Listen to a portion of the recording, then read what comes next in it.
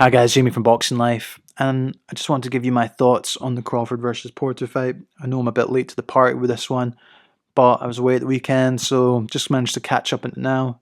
And yeah, really good fight. I really enjoyed it. I think really good technical boxing fight in the end from two world-class welterweights. And yeah, I just wanted to kind of give you my opinion on the fight. So getting right into it, I think first and foremost, I guess I was kind of a bit more wrong about the approach of Porter. I thought you would maybe approach it like the Errol Spence fight, just kind of put a bit more pressure on Crawford, using those overhand right and left hands a bit more often to get up in the inside and then get to work. But if you watch my video with Josh from the Good Boxing podcast, he definitely called it. He said Porter would come out a bit more calculated and try and box in this fight. And he did. I think that was also because there was a bit of respect between the two. They've also known each other from a very young age. They used to box each other in the amateurs, so they kind of knew each other, I guess, and that kind of determined how they would both approach it. They would both be a bit more calculated. And in terms of the fight itself, I think round one, we got Crawford coming out as an orthodox stance. And yeah, just to probably check out Porter to see how you approach the fight. Crawford then turned to southpaw. And for me, he had some dodgy moments. He got maybe clipped a bit too often, I think. More often than we're used to seeing. I'd like to see the stats in terms of, how many punches Porter landed. I'll need to check that out after this video. But I felt he did get caught quite a lot. But, this is high-level boxing, by two top welterweights. And Porter did a very good job, finding those angles to catch Crawford throughout the early rounds of the fight anyway. And there was a clash of heads, I think, in that third round where Porter's eye got cut. And from there, Porter kind of put on the pressure a little bit. But then Crawford kind of came back. He was doing tremendously well with countering to the body of Porter. And I think this is really what determined the fight, in my opinion. I think that body work Crawford did in the early rounds really set the tone for those final rounds.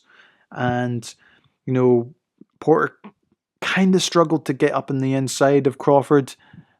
Crawford did really well with the catch hook and then would pivot out the way and move back to centre ring. I guess when they're up on the inside, the referee didn't really let them fight up on the inside, but both guys were kind of preferring to kind of box their way anyway. So yeah, I don't know. It was a kind of a strange one for me.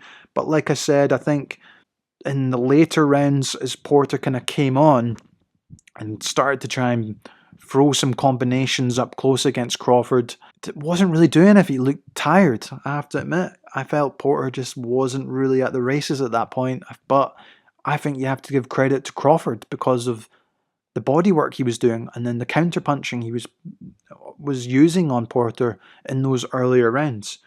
And obviously, as the fight went on, he was catching Porter more often than not. And then he was starting to throw flurries of combinations and catching Porter pretty cleanly, if I'm being honest. Obviously, the aggression of Porter was maybe why the judges had it a bit closer than it was. But Crawford never really looked too much in trouble. When he did get clipped, he was smiling and kind of talking back to Porter. He never really looked like he was struggling too much. Whereas Porter, I just felt was, I felt like he just lost his energy as the rounds went on. And obviously after round 9, when Bud's team were telling him that he was losing on some of the judges' scorecards and he couldn't believe it, he kind of stepped up in that 10th round. And then, as Porter does, he kind of rushes in with those overhand rights and lefts to try and get in the inside, gets caught with that left hook counter. And if you watch my tactical overview video, I kind of mentioned that this is something which Porter gets caught with far too often. It does work in his favour, I have to admit, but he overuses it, and that's where he gets caught. And Crawford kind of figured that out and was able to catch him pretty easy. I think Crawford did a good job in terms of mixing it up. He wasn't just throwing the same left-hand shot all the time. Like I said, he was using the catch hook as well.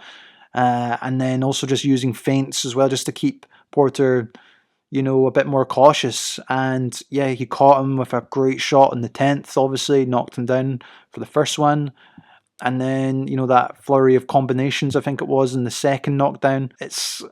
I can understand why Porter's dad, called it off. It's his son at the end of the day. I think he could have kept fighting on. It's a shame for Porter, especially if he knew that was his last fight.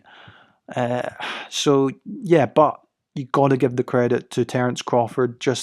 He, I think he was just tremendous throughout that whole fight. His use of feints and movement and counter punching was just terrific. But then you also have to give credit for Porter for really challenging, probably pound for pound top two, really pushing him at times. It was close at times, I'm not going to lie, but I would have had Crawford a bit more ahead, if I'm being honest. I just think he looked far more in control in the fight. But saying all that, I think, you got to give respect to Sean Porter and the tremendous career he's had. I posted something on my Instagram just on who Sean Porter has faced. And he's faced everyone in his generation, really, all the top guys. And whether he's won or lost, he's always given a hard fight. Like he did in this fight too. He gave Crawford a tough time. It wasn't easy for him. And yeah, a really good technical fight. I might want to do some technical breakdowns of Crawford from this fight. He did some really good things in this. And yeah, it's just a really good fight overall. I highly recommend you watch it back just to see some of the wee subtle feints and counter-punching techniques Crawford uses. He was truly on top form on Saturday night. In terms of where Crawford goes now, obviously he announced he's leaving Top Rank, so hopefully he can move over to the PBC banner maybe and get that fight with Errol Spence and make one of the biggest fights, if not the biggest fight in boxing, with Crawford versus Errol Spence. Really want to see that. At the moment, I'd probably slightly favour Crawford, and that's just because of all the stuff that's happened with Errol Spence, with the car crash. I think he hasn't obviously fought since the Danny Garcia fight. He needs to fight again early in 2022, see how that eye's healed up, and then I think we'll all get a better picture of how Errol Spence is looking. But yeah, guys, I'd love to hear your thoughts on the fight. How do you think it went? Do you think it was a pretty close fight, or do you think Crawford pretty much dominated throughout? I'd love to hear what you think. As always, guys, see you in the next one. Thanks for watching.